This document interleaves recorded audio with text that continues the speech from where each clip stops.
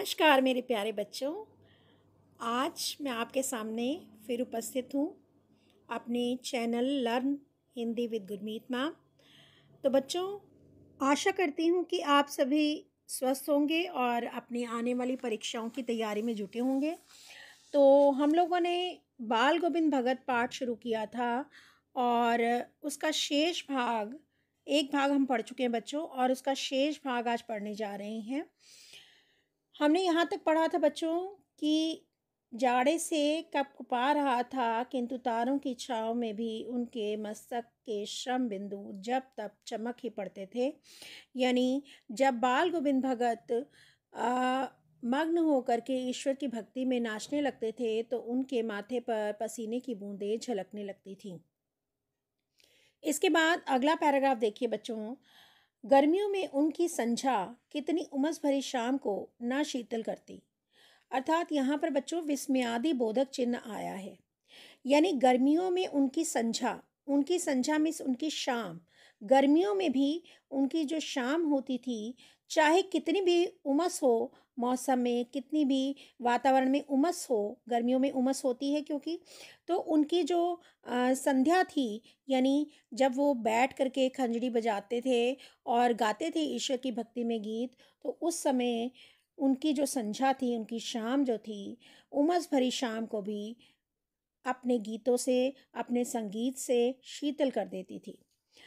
अपने घर के आंगन में आसन जमा बैठते, गांव के उनके कुछ प्रेमी भी जुट जाते, खंजड़ियों और करतालों की भरमार हो जाती।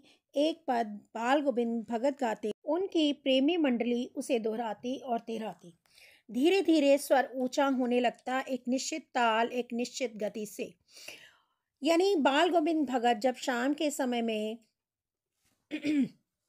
ईश्वर की भक्ति में गीत और संगीत गाने लगते थे तो उस समय आसपास के लोग भी, जो उनकी प्रेमी मंडली के लोग थे, वो भी आकर बैठ जाते और वो भी खंजड़ियाँ और करताले बजाने लगते और बाल गोविंद भगत जो भी गाते उसे दोहराते और तिहराते, यानी उसके पीछे रिपीट करते थे। ठीक है। धीरे धीरे स्वर ऊंचा होने लगता, एक निश्चित ताल, एक निश्चित गति से। उस ताल स्वर के चढ़ाव के साथ श्रोताओं के मन भी ऊपर उठने लगते। यानी बाल गोविंद भगत तो स्वयं तो मस्त थे ही, ईश्वर की भक्ति में मग्न थे ही, लेकिन जो साथ में उनके गा रहे होते थे लोग, यानी श्रोतागण जो उन्हें सुन रहे होते थे, जो उनके साथ गा रहे होते थे, अब उनके भी मन मग्न हो जाते। मन ऊपर उठने लगते का मतलब है बच्चों कि मन जो है ईश्वर भक्ति में लीन होने लगता था उनका भी। धीरे धीरे मन तन पर हावी हो जाता और उनके साथ ही सबके तन और मन नृत्यशील हो उठते। अर्थात जो उनके साथ श्रोतागण बैठे होते थे, क्योंकि बाल गोविंद भगत स्वयं अपने तन पर उनका कोई नियंत्रण नहीं रहता, अपने मन पर कोई नियंत्रण नहीं रहता था जब वो ईश्वर की भक्ति में लीन होकर गाते थे, तो वह अपने तन और मन की सुध बुध भूल जाते थे और नाचने लगते थे खंजड़ी लेकर के बीच में। तो एक ऐसा क्षण आता था, बीच में खंजड़ी लिए बाल गोविंद भगत नाच रहे हैं और उनके साथ सभी लोगों के तन और मन नृत्यशील हो उठते।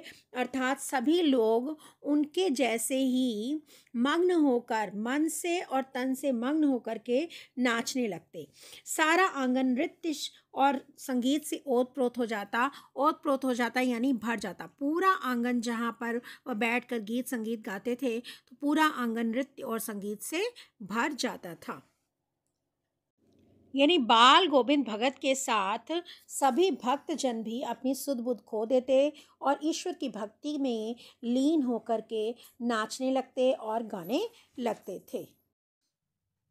तो बच्चों आगे देखिए, बाल गोविंद भगत की संगीत साधना का चरम उत्कर्ष उस दिन देखा गया जिस दिन उनका बेटा मर गया। चरम उत्कर्ष का मतलब होता है बच्चों, चरम में सीमा, मतलब बाल गोविंद भगत ईश्वर भक्ति में इतने लीन थे, साधु व्यक्ति थे आचार विचार से, तो उनका वो ये मानते थे कि आत्मा परमात्मा का एक रूप है, यानी आत्मा परमात्मा से अलग नहीं है, और हमेशा ये मानते थे कि आत्मा जो है परमात्मा का एक अंश है और उससे निकल कर ही इस धरती पर व्यक्ति आता है। और जब व्यक्ति की मृत्यु होती है तो वह आत्मा जो है उसी परमात्मा में लीन हो जाती है। तो व्यक्ति के लिए ये बहुत ही प्रसन्नता और खुशी की बात होती है कि वह अपने घर परमात्मा के पास वापस चला जाता है। तो ऐसी अवस्था थी बाल गोविंद भगत की। तो बाल गोविंद भगत की संगीत साधना का चरम उत्कर्ष उस दिन देखा गया जिस दिन उनका बेटा मरा। उनका बेटा जो था तो थोड़ा सुस्त था और बोदा सा था। बोदा का मतलब होता है बच्चों कम दिमाग वाला, यानी उसका दिमाग थोड़ा कम था, कम बुद्धि वाला था। तो उनका पुत्र जो है मर जाता है और उस समय उनकी संगीत साधना का चरम उत्कर्ष दिखाई देता है, क्योंकि वह उनका बेटा जब मरता है तो वो ये नहीं कि रोने धोने लगते हैं और बहुत दुखी हो जाते हैं, अपितु वो कहते हैं कि यह तो बहुत प्रसन्नता की बात है, उत्सव मनाने की का समय है, जबकि उनका पुत्र अब इस दुनिया में नहीं है, क्योंकि उसकी आत्मा जो थी वो परमात्मा में विलीन हो गई है और ये उत्सव मनाने का समय है, ना कि गम का, शोक का।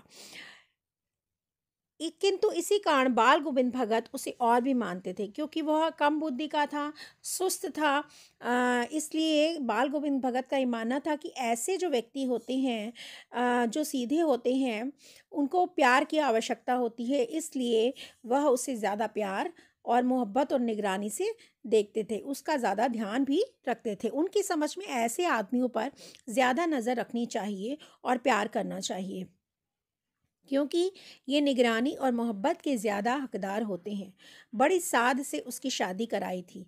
पतोहू बड़ी ही सुभग और सुशील थी।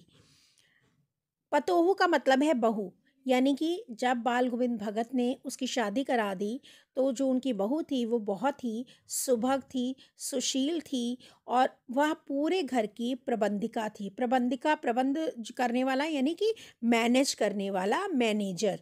ठीक है, तो उनकी जो बहू थी अब शादी के बाद वहीं घर को देखती थी, यानी पूरा घर और उसकी देखभाल जो थी उनकी बहू करती थी। और जो बाल गोविंद भगत थे वह अब घर की जिम्मेदारियों से, दुनियादारी से निवृत्त हो चुके थे, यानी उन्हें छुटकारा मिल गया था घर के कामकाज से, ठीक है, घर की जिम्मेदारियों से।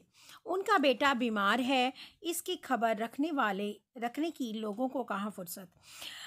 हमने सामान्यतः क्या होता है बच्चों कि कोई व्यक्ति बीमार है, किसी को कोई दिक्कत है, तो हमें नहीं पता होता कि उसे कोई परेशानी है, जब तक कि कोई बड़ा हादसा उसके घर में या उस व्यक्ति के साथ नहीं हो जाता, किसी को कानो कान खबर भी नहीं होती है। इसी तरह से बाल गोविंद भगत का बेटा काफ़ी समय बीमार रहा और इसकी खबर लोगों को नहीं थी, क्योंकि लोगों के पास अपने भी बहुत काम होते हैं, तो उन्हें कहाँ फुर्सत। किंतु मौत तो सबका ध्यान अपनी ओर खींच कर ही रहती है। तो इसको आप अंडरलाइन भी कर लीजिए, क्योंकि ये प्रश्न में भी आता है कि मौत तो अपनी ओर सबका ध्यान खींच कर ही रहती है, लेकिन जब उस व्यक्ति के घर में कोई हादसा, बड़ा हादसा होता है या उस व्यक्ति की मृत्यु हो जाती है, तभी लोग उसकी तरफ ध्यान देते हैं। ठीक है, हमने सुना बाल गोविंद भगत का बेटा मर गया, कुतूहलवश उनके घर गया। ये लेखक कह रहा है कि बाल गोविंद भगत का बेटा मरने के बाद मैं उसके घर गया, क्योंकि मुझे तो पता ही नहीं था कि वह बीमार है। देखकर दंग रह गया। वहाँ पर जाकर लेखक ने क्या देखा कि बेटे को आंगन में एक चटाई पर लिटाकर सफ़ेद कपड़े से ढांक रखा था। बच्चों, ये ऐसे ही याद कर लेंगे जैसे लिखा है। ये किसी प्रश्न का उत्तर भी है कि किस तरह से उन्होंने क्रियाकर्म किया, किस तरह से उनके बेटे की मृत्यु हुई तो उन्होंने क्या किया। तो यहाँ से लेकर आप जो 5-6 लाइनें हैं अगली, वो याद कर लेंगे। वह कुछ फूल तो हमेशा ही रोपते रहते थे, यानी वह कुछ फूलों के पौधे उन्होंने उगा रखे थे, उन फूलों को तोड़ करके उस पर बिखरा दिया, और कुछ फूल और तुलसी दल भी। सिरहाने पर एक चिराग जला रखा था और उसके सामने जमीन पर ही आसन जमाए गीत गाए चले जा रहे थे। वही पुराना स्वर, वही पुरानी तल्लीनता।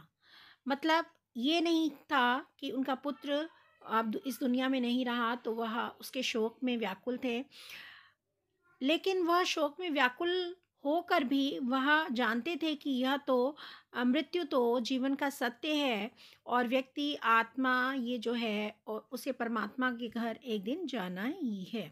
तो इसलिए उनके जो संगीत में कोई भी उतार चढ़ाव नहीं था इस तरह का जो उनके शोक को व्यक्त करता। उसी तल्लीनता से, उसी स्वर से वो संगीत साधना करने लगे, अर्थात उसके पास बैठ कर के गीत गाने लगे। घर में पतोहू रो रो रही थी, जिसे गांव की स्त्रियां चुप कराने की कोशिश कर रही थी, किंतु बाल गोविंद भगत गाए जा रहे थे। हाँ, गाते गाते कभी कभी पतोहू के नजदीक भी जाते और उसे रोने के बदले उत्सव मनाने को कहते। बच्चों, ये प्रश्न आता है कि उत्सव मनाने के लिए क्यों कहते हैं, तो आगे इसका उत्तर लेखक ने दिया है कि आत्मा परमात्मा के पास चली गई है। उनका ये मानना था कि वह उत्सव मनाने के लिए इसलिए कहते हैं अपनी बतोहू से, क्योंकि यह वास्तव में खुशी और आनंद का समय है होता है, जब जो बिछड़ी हुई आत्मा होती है, विरहिणी जो होती है, अपने प्रेमी से जा मिली है। अभी तक विरहिणी किसे कहा गया है? आत्मा को कहा गया है। विरहिणी आत्मा है जो परमात्मा रूपी प्रेमी से बिछड़ गई थी और वह मृत्यु के पश्चात अब पुनः उससे जाकर मिल गई है। तो वास्तव में यह खुशी का मौका है, खुशी का अवसर है, आनंद का अवसर है, उत्सव मनाने का अवसर है। किंतु नहीं, वह जो कुछ कह रहे थे उसमें कभी कभी मैं ये सोचता कि ये पागल हो तो नहीं हो गए।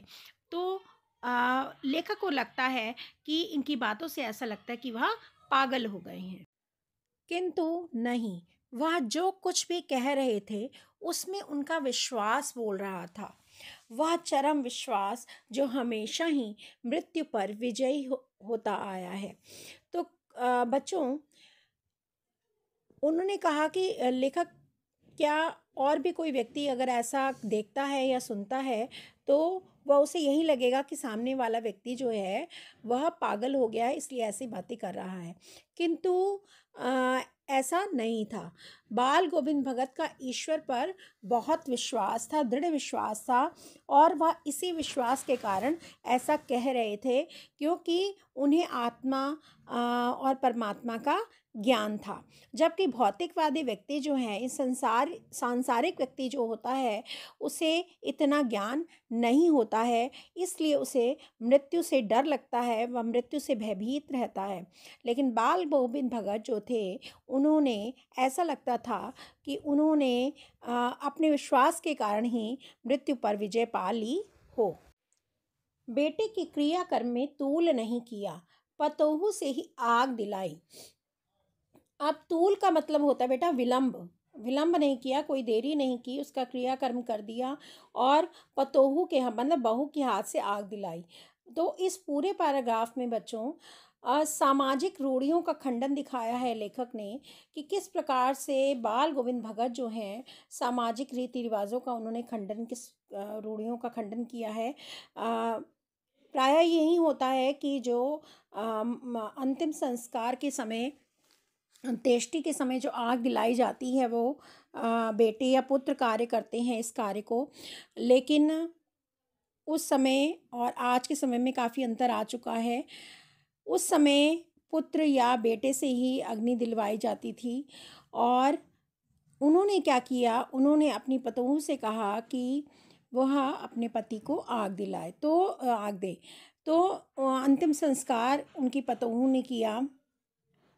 तो सामाजिक रूढ़ियों का जब खंडन आएगा, ये प्रश्न पूछा जाता है कि कौन कौन सी सामाजिक रूढ़ियों का खंडन उन्होंने किया है, तो आप उसमें ये पॉइंट ज़रूर लिखेंगे कि उन्होंने अपनी पुत्र की मृत्यु पर अपने पतोहू के हाथ से आग दिलाई।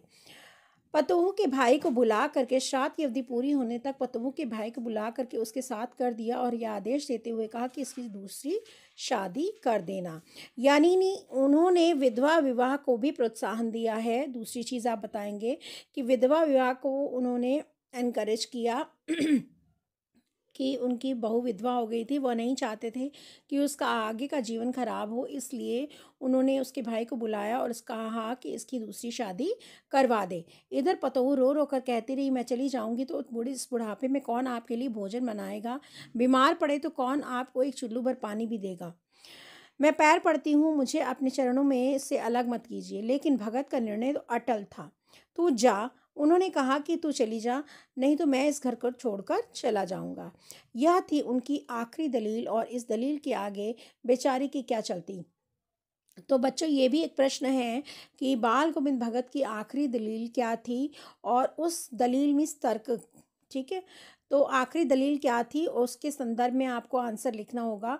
तो आखिरी दलील आप बताएंगी कि जब उनके पुत्र की मृत्यु होती है, अपने पुत्र वधू से वो आग दिलाते हैं और अपने उसके भाई को बुलवा कर कहते हैं कि इसकी दूसरी शादी कर दो। तो इस पर वह कहती है कि मैं नहीं जाऊंगी अपने भाई के साथ और आपकी यहाँ पर रहकर सेवा करूंगी। इस बुढ़ापे में मैं आपको अकेला नहीं छोड़ सकती। तब वह अपनी पतोहू से कहते हैं कि तू चली जा, नहीं तो मैं ही इस घर को छोड़कर चला जाऊंगा। बाल गोविंद भगत की मौत उन्हीं के अनुरूप हुई। बच्चों, इसको अंडरलाइन कर लीजिए कि बाल गोविंद भगत की मौत उन्हीं के अनुरूप हुई। इस पर प्रश्न आता है तो मौत उन्हीं के अनुरूप हुई का मतलब ये है कि बाल गोविंद भगत जो थे आचार विचार से साधु प्रवृत्ति के थे। तो ईश्वर में उनका विश्वास था, ईश्वर साधना में वो सारा दिन उनका समय बीतता था। तो जब किसी इस प्रकार का व्यक्ति जो होता है, जब उसकी मौत होती है तो बहुत शांति से होती है, उसे किसी प्रकार का कष्ट नहीं होता और वह बहुत ही शांति से बिना किसी दर्द के, बिना किसी तकलीफ़ के उस ईश्वर के पास चला जाता है। तो बाल गोविंद भगत की मौत भी ऐसे ही हुई। उन्हें कोई तकलीफ़ नहीं हुई और कोई भी कष्ट नहीं हुआ और वह बहुत ही शांति से चुपचाप ईश्वर के पास, परमात्मा से उनका मिलन उनकी आत्मा का हो गया। तो इसलिए यहाँ पर ये जो शब्द आया है, मौत उन्हीं के अनुरूप हुई, इसी वजह से वह हर वर्ष गंगा स्नान करने जाते। स्नान अब कैसे हुई मौत ये बता रहे हैं, क्या कर रहे थे वो उस समय। वह हर वर्ष गंगा स्नान करने जाते। स्नान पर उनकी उतनी आस्था नहीं रखते जितना संत समागम और लोक दर्शन में। तो जो बाल गोविंद भगत थे वो गंगा स्नान के लिए जाते थे, स्नान करने के लिए नहीं जाते थे गंगा स्नान के लिए। स्नान में उनकी आस्था नहीं थी, उनकी आस्था थी वहाँ पर होने वाले समागमों और साधु संतों के प्रवचनों को सुनने में। संत समागम और लोक दर्शन पर पैदल ही जाते। करीब 30 कोस पर गंगा थी। साधु को संबल 30 कोस जो होता है ना, बहुत लंबा सफ़र होता है। तो जब वहाँ से आने में और जाने में इनको 4-5 दिन लग जाते थे। तो साधु को संबल लेने का क्या हक, और गृहस्थ किसी से भिक्षा क्यों मांगे। बच्चों, इन दोनों पंक्तियों को समझे ध्यान से। जो गृहस्थ व्यक्ति होता है उसका ये धर्म होता है कि वह कमाए और फिर खाए, तो उसे भिक्षा नहीं मांगनी चाहिए। ठीक है, ये आदर्श है गृहस्थ व्यक्ति का, उसे कमा कर खाना चाहिए। और साधु जो व्यक्ति होता है उसे किसी का सहारा नहीं लेना चाहिए। ठीक है, और तो वो कहते हैं कि साधु को संबल में सहारा लेने का क्या हक, और गृहस्थ किसी से भिक्षा क्यों मांगे। इसलिए वह गृहस्थ भी थे क्योंकि वह उनकी खेती बाड़ी करते थे, काम काज करते थे, और दूसरी तरफ वह साधु भी थे क्योंकि आचार विचार से साधु थे, ईश्वर की भक्ति करते थे, साधना करते थे। अतः घर से खाकर चलते तो फिर घर पर ही आकर लौट कर खाते। रास्ते भर खंजड़ी बजाते गाते, जहाँ प्यास लगती वहाँ पर पानी पी लेते। 4-5 दिन आने जाने में लग जाते, किंतु इस लंबे उपवास में भी वही मस्ती। अब 4-5 दिन वो भूखे रहते, लेकिन घर पर ही आकर खाते थे। यानी कि ये उनके उपवास का समय हो जाता था सारा। और अब बुढ़ापा आ गया था, किंतु टेक वहीं जवानी वाली। यद्यपि वह बूढ़े हो गए थे, लेकिन जवानी में जिस प्रकार से करते थे 30 कोस पैदल चलना और फिर गंगा स्नान के लिए जाना, लोग दर्शन करना, समागम में भाग लेना, वैसा ही वह अब भी इस बुढ़ापे में भी करते रहे। लेकिन अब उनका तन जो था छीजने लगा था। छीजने का मतलब है कमज़ोर पड़ने लगा था। इस बार लौटे तो तबीयत कुछ सुस्त थी। खाने पीने के बाद भी तबीयत नहीं सुधरी, थोड़ा बुखार आने लगा, किंतु नेम व्रत तो छोड़ने वाले थे नहीं। लेकिन इतना बीमार होने पर भी, बुखार आ जाने पर भी उन्होंने अपना नेम जो है वह नहीं छोड़ा। नित्य की क्रिया, यानी कि जिस प्रकार से संध्या में गीत संगीत गाना, ईश्वर के भजन गाना और प्रातःकाल उठ करके गंगा स्नान को जाना, सब कुछ वैसे ही करते थे। वहीं दोनों जून गीत गाते, गीत, स्नान, ध्यान, खेती बाड़ी सब कुछ वैसे ही कर रहे थे जिस प्रकार से वह अपनी जवानी में करते थे। दिन दिन छीजने लगा, यानी तन जो था धीरे धीरे कमज़ोर पड़ने लगा। लोगों ने नहाने धोने से मना कर दिया, आराम करने को कहा, किंतु मानते कहाँ थे, इसलिए हंसकर टाल देते थे। उस दिन भी संध्या में गीत गाए, किंतु मालूम होता जैसे तागा टूट गया हो। रोज़ की तरह उस दिन भी उन्होंने संध्या के समय ईश्वर की साधना के लिए बैठे और गीत गाए, लेकिन तागा टूट गया हो। तागा टूट जाने का मतलब है कि ऐसा लग रहा था कि वह उनकी मृत्यु हो गई है, अर्थात उनका इस संसार से नाता छूट गया है। तागा टूट गया हो, माला का एक एक दाना बिखरा हुआ था। जिस प्रकार से जो माला होती है वो तागे में पिरोई गई होती है, और अगर धागा तोड़ दे और उस तागे के टूटने के बाद सारे मोती बिखर जाते हैं, उसी प्रकार से जो बाल गोविंद भगत का जीवन रूपी जो तागा था वो टूट गया था और उसका एक एक मोती अब बिखर गया था, अर्थात वह इस जीवन से नाता तोड़ चुके थे। भोर में लोगों ने गीत नहीं सुने, जाकर देखा तो बाल गोविंद भगत नहीं रहे, सिर्फ उनका पंजर मीन्स अस्थि पंजर शरीर पड़ा था, और उसमें से आत्मा जो थी वो चली गई थी, निकल चुकी थी, और आत्मा परमात्मा में विलीन हो चुकी थी। इस प्रकार बाल गोविंद भगत ने अपना शरीर छोड़ दिया। तो बच्चों, ये चैप्टर जो है, ये पाठ जो है यहाँ समाप्त हो जाता है। बच्चों, इस पाठ की जो विधा थी रेखा चित्र थी, और रेखा चित्र शैली में लेखक राम वृक्ष बेनीपुरी ने बाल गोविंद भगत का चित्र किस प्रकार खींचा है आपको समझ में आ गया होगा। और अगले वीडियो में मैं आपके साथ फिर आपसे मिलूँगी इस पाठ को लेकर के, या कोई और समस्या हो किसी कविता को लेकर के या किसी पाठ को लेकर के, तो आप कमेंट सेक्शन में जा कर के लिख सकते हैं। मैं पूरी कोशिश करूँगी आपकी समस्या का समाधान करूँ। इसी के साथ मैं आपसे विदा लेती हूँ। अगले वीडियो में मैं आपसे फिर मुलाकात करूँगी। तब तक के लिए धन्यवाद।